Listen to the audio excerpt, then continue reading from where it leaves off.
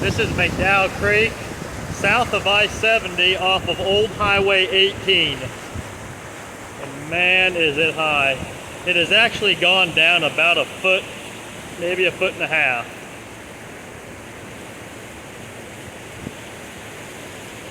But it's all out in the field here. It was well over the road. It may have gone down more than a foot and a half.